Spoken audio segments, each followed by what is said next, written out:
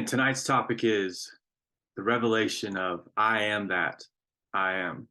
And we first hear of this phrase in the Bible in Exodus. Moses is presented with a bush that's on fire yet not being consumed. And this voice tells Moses he is here with him. And he wants Moses to go get his people out of Egypt and help set them free. Moses pretty much asks, who should I say sent me? And the voice says, I am that I am. And I think that's really important to make that pause there and to allow the comma to be heard. Because I am that I am is what I've heard my whole life as a kid. And that to me never really made sense. But I knew this was powerful. I mean, for every Christian and Jew, because the first 5 books of the Bible are the Torah, it's very important to know that if someone's to say, what is the name of God? This is it. This is the name that was told to Moses that would be told to all those for the rest of eternity. This is the name of God. I am that I am. And I think it's important for us to realize, like, it is a phrase that's so important for us to understand that it's not just a name, Yeshua or Elohim, or these different names of God that we always hear all the time. This is a phrase that really, when you say it over and over and over again, something happens to you, and we can literally change our life based on this one phrase. I am that I am. And to me, after really meditating on this, after really thinking about it, saying it over and over again to myself, the emphasis came when I said the I am at the end, to say that God said, I am that. I am that. You know what I mean? Like, he's really emphasizing that word that I am at the end. So what is that? All the that's that there is, all the people, all the places, all the events, all the circumstances. That to me verifies that God is omnipresent, omnipotent, that it's everywhere all the time. There's nothing that's not it. It's hard for God to be jealous in that case if God is everything that exists. And so I think it's important for us to come to the conclusion that if God is everything, it's everywhere, it's in every person. When we're talking to one, we're literally talking to all. And when we touch anything, we are touching everything, that every single person that exists, every single place, every event, heaven and hell, all of it is God. There's nothing that's not God. Every single part of this entire journey is it. So we come to those words, I am, the most powerful words probably in our language, as in English. For what we do say after them shapes our reality. When we say, I'm sick, I'm not good enough, I'm not pretty enough, those are the programs that were given to us as kids that that we believe, and they create our reality. They literally change everything for us. So as we believe, that's what happens for us. That's the holographic reality that we're in.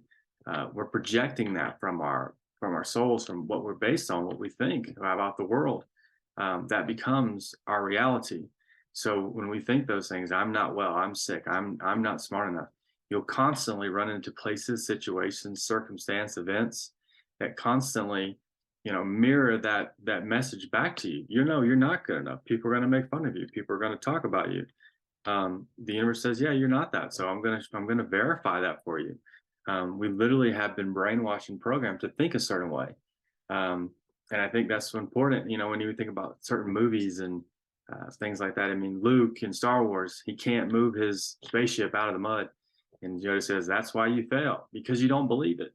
And that's the only reason why we don't have the jobs we want, the life we want, the lovers we want, the car that you want, everything, the peace, the harmony, everything that we want is just a thought away. And it's changing how we think to receive that.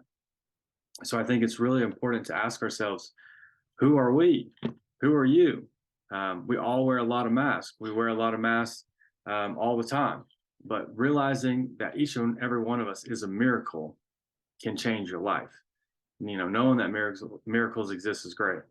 But realizing you yourself, as much as any person that's ever come, any Buddha, Krishna, Christ, that you yourself are a miracle is super important for you to become that, to realize how incredible you are. Who we are is much more than our names, our jobs, our genders, the skin tone.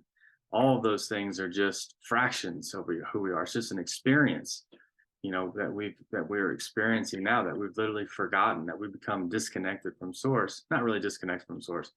We're never disconnected, but we're playing a role that seems like that we may be disconnected from source, but certainly we're not.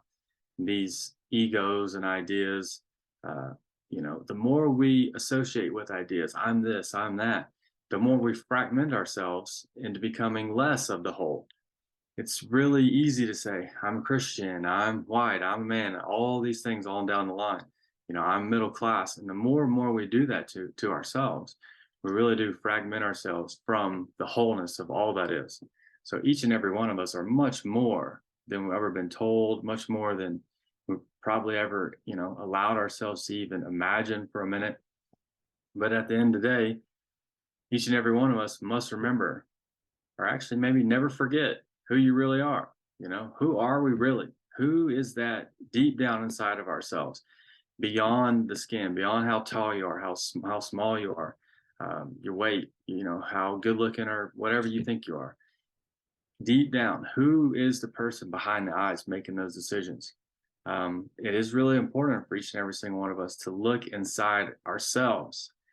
We all are more than we become. And that's because I feel like there has been an era of brainwashing, and, even if you don't want to take that route, just, we are allowing ourselves to experience a life of less connections, of disconnectedness.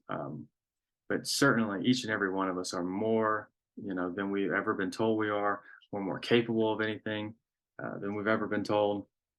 And so it's really important for us to leave the city of our comfort and wander into the wilderness of our intuition. That's where we're going to find ourselves again, to get out of the safe zone, get out of the secure zone of this religion or this job. And, for many of us, we're quitting jobs that no longer serve us, that don't feel right. Religion that no longer serves us, that doesn't feel whole, that it feels fragmented. Super important for us to move into that intuition, to really listen to that voice within ourselves that says, it's time for you to do that. It's time for you to follow your dreams and to live the life that you definitely that you've been longing for, lifetimes. So really the only way out of your misery, the only way out of your suffering, your own, self-prescribed hell, if you will. I know that's certainly what I was living in my life, was my own hell of my own design.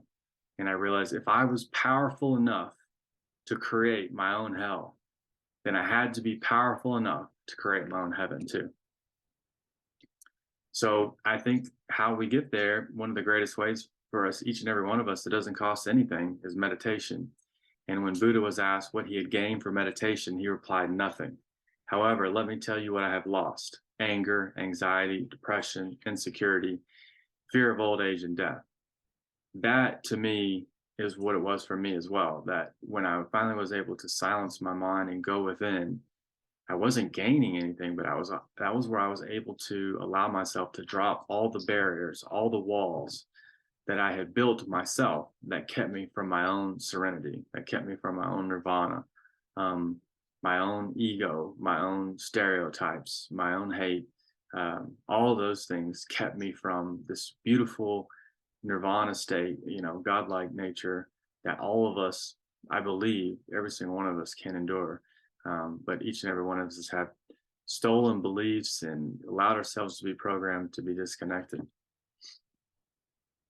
So I think each and every one of us need to realize we need to drop the idea of becoming someone, because you already are a masterpiece. You cannot be improved. You only have to come to realize it, to know it. That is 100% how I feel, that I resonate with. We're already perfect, and everybody thinks that we have to be a certain person to be perfect. Like, your life is perfect because how you learned, we all have these laws and rules, and if you do bad, you deserve to go to jail, and you're a bad person, you're a bad boy or a bad girl. Like, no, man, you have the right, the divine right to mess up, right?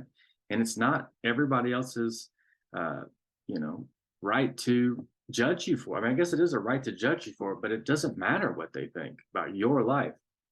And we're all so mad at everybody, and I should be able to do this, and you can't do that with your body. And like, man, at the end of the day, I have to let go of what I believe is right for you and allow you to live your life, and to know that at the end of the day, what you do with your life, what you do with your body, there is karma and there are consequences for everything that you do, positive or negative. And I must trust in the universe that what you do, you're going to learn from. What happens to you, you're going to learn from. Instead of me saying, oh, that person's done a bad thing, they should go to jail for the rest of their life and never be let out. Some of the worst things, that I have ever done have put me on the path to being the best person that I am right now. So within ourselves is a stillness and a sanctuary to which we can retreat at any time and be yourself. Very important to be yourself, to be you, who you came to be on this earth, not what everybody else wants you to be, to not dress a certain way, to wear certain clothes, certain brands. All that is just, kind of irrelevant nonsense. The real you that's really important is how you make others feel, what you're really into, being your true self, no matter what. That's the coolest person in the room to me. Most authentic, honest, real person. When you let that out, don't ever cage it, because that's the real rawness that I feel like now more than ever people are looking for. It is not about your clothes and what shoes you got on anymore. It's what's in your heart.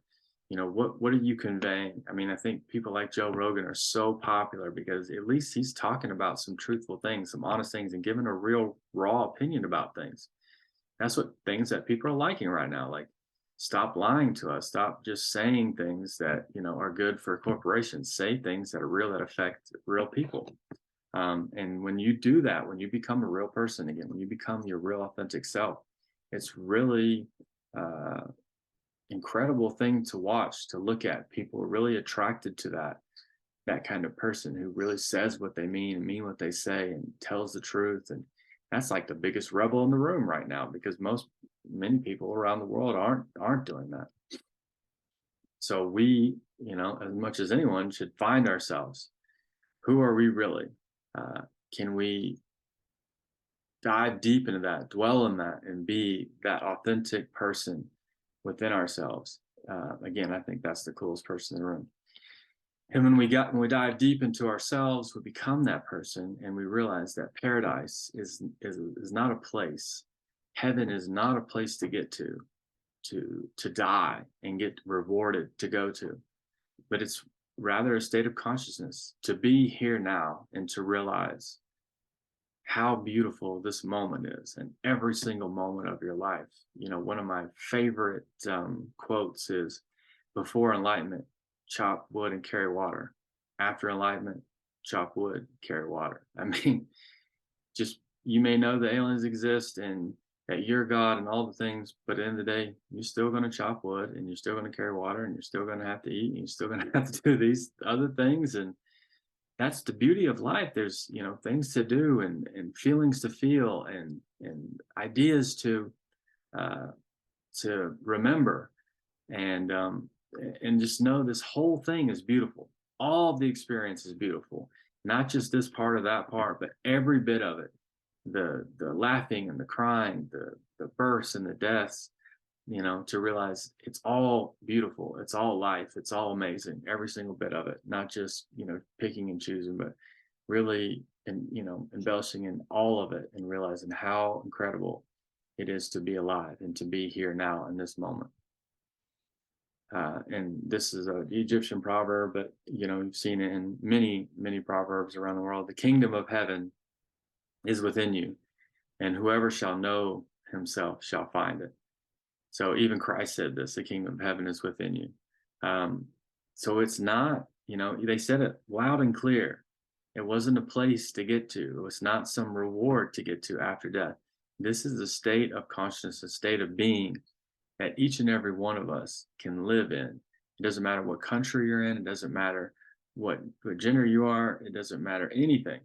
If you are a human being on this planet, kingdom of heaven is within you, and you can find it and you can dwell in that every single moment of your life. And I think one of the greatest things, again, when we talk about meditation, is that is seeming the key. It's the one thing that doesn't cost anything that everybody can do, but many people don't.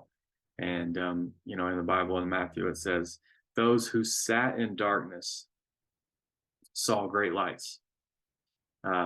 And what are you doing if you're sitting in darkness? You are meditating. There's not much else you can be doing if you're sitting in the dark.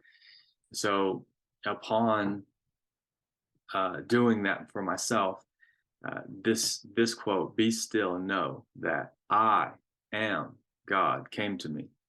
That when I was able to drop myself, my name, where I was from, who I thought I was, that was the moment when I was able to regain the connection of the universe, that I was God too, that I was not separate from it, that God was not outside of me, that I was able to be still enough and quiet enough to realize that there was no separation between me and God. And that was an incredible moment for myself. And I think every single person can have that moment for themselves.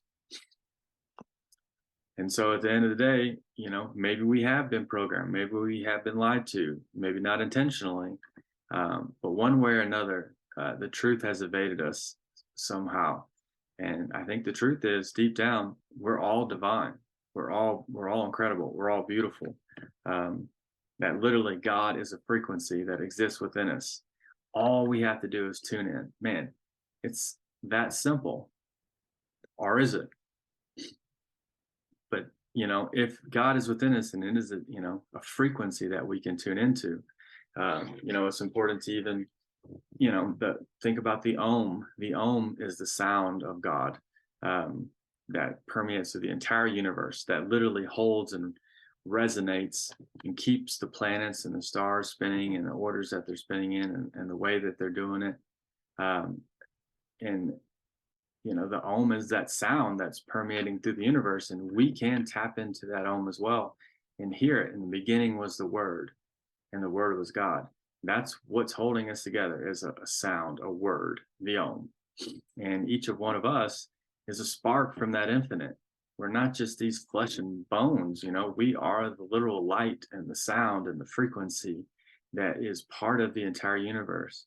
It's only this crazy idea that we're not, like, who benefits from the fact that we aren't, that we don't believe it?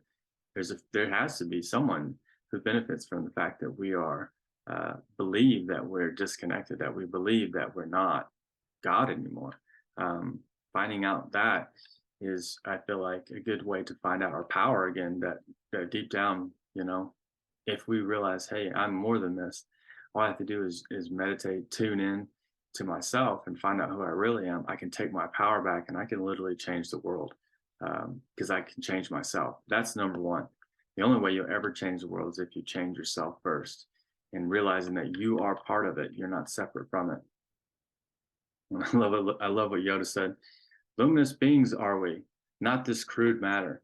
It's almost like it's in not every movie, but it's in so many movies, it's in so many books, it's thrown on TV shows all the time, that we're not this thing.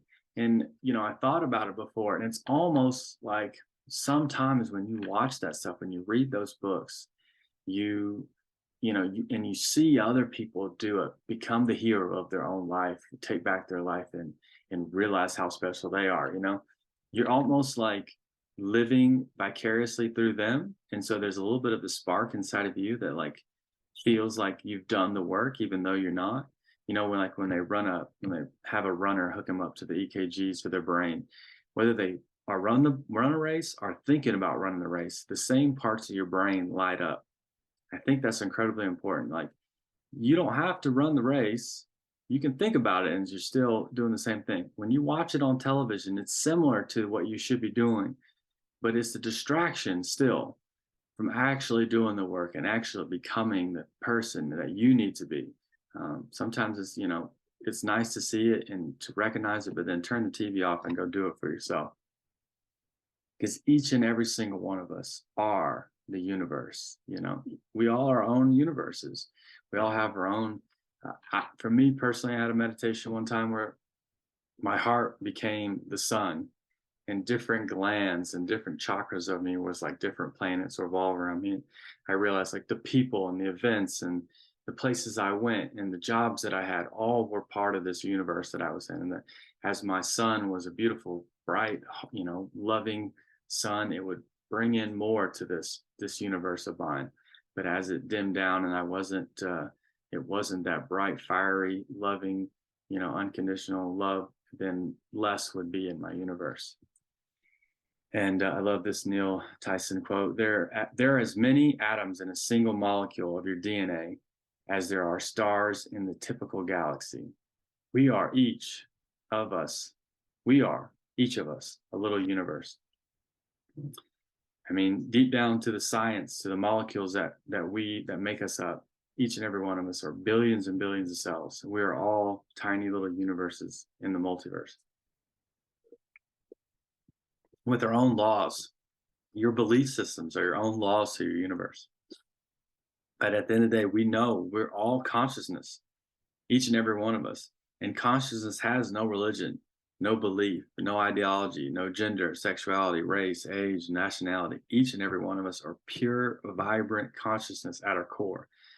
All these other things are labels that distract and fragment us down to something to make us, in the end of the day, I believe, make us depressed, make us sad because we're so fragmented from source. And one of my favorite quotes is by Rumi that you are not just a drop in the ocean. We are that, but you are the whole mighty ocean in the single drop too. That there's nothing that you aren't. There's nothing that Christ was or Buddha was or Krishna or Muhammad or Allah or anyone. None of them that ever has come or ever will come that you aren't. You are all those. Christ said, you can do all the things I'm doing and greater things. Every single one of us is that too. We just have to believe it. You are the universe in ecstatic motion. Another Rumi quote. Literally, we are our own universes moving around in time and space with our own laws and our own belief system.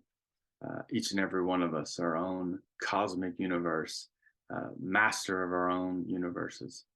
And so, it's just for a moment, sometimes throughout the day, how important is to think, even if that person over there who just cut me off, or this person over here who's yelling at someone else, even if they don't even realize it deep down at their core, they are the cosmos made into a human being for right now, for this small experience. Give them grace, give them, that time to understand who they are. No reason to be mad or judgmental for anybody. This life is so short. Let everyone have their own life, have their own experiences, so that they can grow and move on. And you will have so much more peace in your life if you give others grace instead of saying, you shouldn't be doing that, you shouldn't do this. It's going to be a really, really hard life for you overall, judging everyone and saying what they should or shouldn't do. But realizing deep down, every person you meet, that's the thing that comes to mind when I see the picture like this, is that story from, that Christ said, I'm going to come visit you tonight. So the man was, willing and waiting for Christ to come. Basically 3 strangers come and he sends them all away. And then Christ comes in and he says, hey, man, I've been waiting for you to come. And he said, I've been here 3 times already. Every single person is God. And if you turn them away, you turn God away and somehow. So every person coming into your life, asking for something, talking to you, finding yourself in a moment with them, listen to them, talk to them, understand them, where they're coming from. Why is this experience coming to me? There's so much in that one little experience. Sometimes it can change your life if you just accept it. And that's happened to me multiple times. Each and every one of us are the cosmos made conscious. We are stars wrapped in skin. The light you're seeking has always been within. It's not some God, some Christ, some Jesus, some Buddha that comes save you. I just don't see how, when you really think about it, I don't want to be saved by anyone. If there's a mess that I'm in, I want to get myself out. I don't want my mom or dad to come rescue me. You know what I mean? What do I learn from that? What do we achieve? How do we grow from that? But literally, if the lies within and I can save myself, if I become the hero of my own journey, there's something about that that's so gratifying that I can say myself, I'm responsible for this mess that I got myself into, and I can get myself out, and I can reclaim peace, joy, harmony with the universe. It's not something I need someone else to give me or do for me. I can do it for myself. And this may be the hardest part, though, realizing that each and every single one of us is the chosen one, not Neo, not Jesus, not these messiahs. That you, as much as anybody else in the entire universe, are worthy to know that you are the chosen one for yourself, for your life, for you to grow, for you to move, for you to have this apocalypse, which is a revealing, is what the word, apocalypse actually means. It's a lifting of the veil and revealing of truth. That's incredible for you to have that, to realize I'm the chosen one. I came here to save myself, to grow, to come back to the one. You know, that's what's so important. And realizing that for myself, I'm not looking for anybody else to come down from a cloud and save me. One of the things in Christianity that has become so popular now is this idea of rapture, where Christ comes back and saves people, and it's based on very little from our Bible. And I don't want to belittle anyone or anything like that, but I find it hard to believe that anyone would be looking for Christ on a cloud if Christ was already in your heart. And that's what it says, that when you open your heart and allow Christ to come in, if Christ was within you, it came into your heart, why would you be looking for him on a cloud? If it's already in you, you don't need that. And the Bible does refer to 1,000 years of peace being reigned on this planet. I don't want to be taken off for anything. I want to be here and now on this planet, and this great transformation that is upon us that's about to happen. So I am my own guru. You are your own guru. There is no one better to know what you need to do with your life than you. Plain and simple. That's it. Every single person is your own guru, and listen to that voice within and start to change your thoughts so you can change your world and your reality. And that's all you can change, is your world and your reality. And that's that, age-old saying of Henry Ford and other people: whether you think you can or you think you can't, you're right. So if you say, I can't do that, you're right. I'm not even going to argue with you. Don't do it. You're not going to be able to do it because you don't believe in yourself. But you turn around and say, oh, I can do that. I'm going to make it happen. And you don't allow any other thing to manifest other than what you want, you're going to get it. Because if you believe it enough and you really want it, there's nothing that's going to stop you. Do or do not. There is no try. You're either going to do it or you don't. And when you start to have that kind of mentality, when you start to have, I'm going to do it no matter what, and you really start to believe in yourself, when you surely start to say, hey, look, there is nothing that keeps me from getting what I want except for me. I'm the only person who keeps me from getting what I want. I give nobody else that power over me. Nobody can make me angry. I can allow people to make me angry. But if I say someone else makes me angry, I give them power over me to do so. So we start taking back our responsibility, our belief, our life, and you can, really from that point on, change your life. I love this saying, when Jesus, I think this was, oh, here, yeah, you don't have enough faith, Jesus told them. I tell you the truth, if you had faith, even as small as a mustard seed, you could say to this mountain, move from here to there, and it would move. Nothing would be impossible. One of his parables that he was saying, you know what I mean? And, is he talking about literal mountains? Yeah, I think he is talking about literal mountains, but I also think he's talking about the mountains of cancer, the mountains of, a job that you don't like, or a life, or a house. There's nothing that you can't do. But literally deep down to the core of this, is it literally true? Probably so. I don't think there's anything that's impossible. Nothing is impossible with God. Everything is possible. Believe and do greater things. Again, I've said this before many times, but Christ said, "There's nothing that I'm doing that you can't do. If you believe it, you can do greater things than I'm doing." And this is supposed to be the only Son of God. And that term, the only Son, I don't think he's the only Son. Like there's no other ones other than him, because the Bible literally says we're all sons and daughters of God. But he's the only Son in the way that you can only be the Son of God when you reflect that of God consciousness, right? So he is totally in loving, he is totally free will to others, that each person can do and say and believe whatever they want to, realizing to give that freedom to every single person. I mean, that's literally what God is giving us free will to be who we are. And we as people come up with these laws and regulations that have to happen so that we feel safe. Not believing in karma is going to do its job, but um, you know, when we emulate that of God, we are the only Son, because that's the only person that's it, is when you emulate that feeling and that love in the same way that it's being reflected from the universe. And our thoughts literally shift the universe on a particle by particle basis to create your physical life. So as we think, that's what we create. If we think things are hard in life, they're always going to find things to be hard. If you think everything works out for me, it always will. If I'm in the wrong place at the wrong time, or the right place in the right time, those are going to happen for you as well. If you stub your toe and you say, "Oh, now it's going to, now that it starts to rain, it's going to pour on me and all the bad things are going to happen." You're right. You're absolutely right about it. It's all going to happen to you. But you can change it. You can say, "No, that's not today. I'm not going to do that. I'm going to have a great day," and literally say your affirmations to change your whole day. But you can literally believe yourself into sickness. You can believe yourself into disease. You can believe yourself into having a horrible day, a horrible month, a horrible year, and eventually a horrible life. Your whole life can turn out to be a nightmare, or your greatest fantasy, or your greatest dream,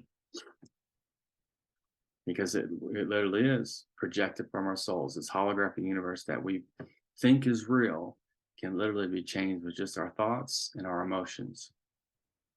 So when it comes down to it, stop thinking and hoping, but don't think that you are. Know that you are. Know, I am here to change the world. I came here to be more than I was told. I came here to bring a new paradigm shift to this entire planet. I am that. I am. And there's nothing that is going to stop me, especially myself. And I believe when you really reach that point, even in the Bible, it says, "No weapon forged against me shall prosper." I think The Matrix is a documentary more than it was a movie. But literally, there's nothing that can stop us. I mean, quantum physics and everything says that we're all one with it. We can command everything down to the particle. You know what I mean? Like, if we really believe it, we are that powerful. We are God. Whether you choose today to accept it or not, or some point in your life, and really honestly, I think the difference between believing and knowing is doing. Sometimes you can believe it, you can talk about it, and you can say it sometimes, but if you don't know it down in your heart, if you don't practice it every single day, I don't think you can say you know it. You can say you believe it. I believe I'm God, but knowing that you're God is really doing it. I'm going to do it every single day. And even if you mess up, turn around and keep saying, "You know what? No hard judgment, but I'm going to get back on that wave and I'm going to keep riding." Each and every single one of us came here, I believe, to complete a mission. And I think many of our missions are very, very similar. Probably deep down at the core, I think our mission is to learn unconditional love. But at this very time, on this very, planet, I think our mission is to bring a paradigm shift that changes the consciousness of this planet in a revolutionary way that we haven't seen in quite some time. And the time is now. And we must know deep down in our hearts the things that we're seeking: love, compassion, empathy, a world that works for all of us and not just a few. We must know deep down in our hearts that which we are seeking is also seeking us. It is incredibly imperative to change the world, to know that on the other end of my belief, it's not just me wanting it, but there is a part of the universe that wants it for me as well. That to me changed my life and made me realize, like, it's not just this egotistical thing that I want, but I think the universe really wanted me to have it too. And that was like, that made me feel really complete, incredible, grateful, humbled to know that it wasn't just this thing that I wanted, but go after it, get it. And I say, once you have, these skills, once you have dropped the ego, once you have become one with all that is, once you have that passion and fire inside of you, go forth and set the world on fire. The time is now. The world needs what many of us hold back. It needs love, it needs more compassion, it needs more peace. And who are you not to give it to the earth? Who are you not to give it to the world? You know what I mean? Everyone says, why me? Why not you?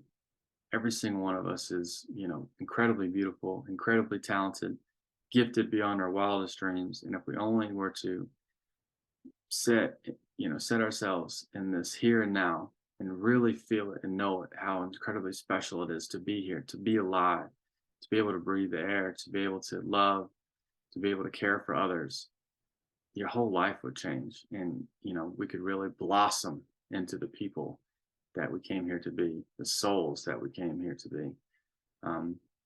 So thank you guys for tonight. I hope this was an inspirational talk tonight.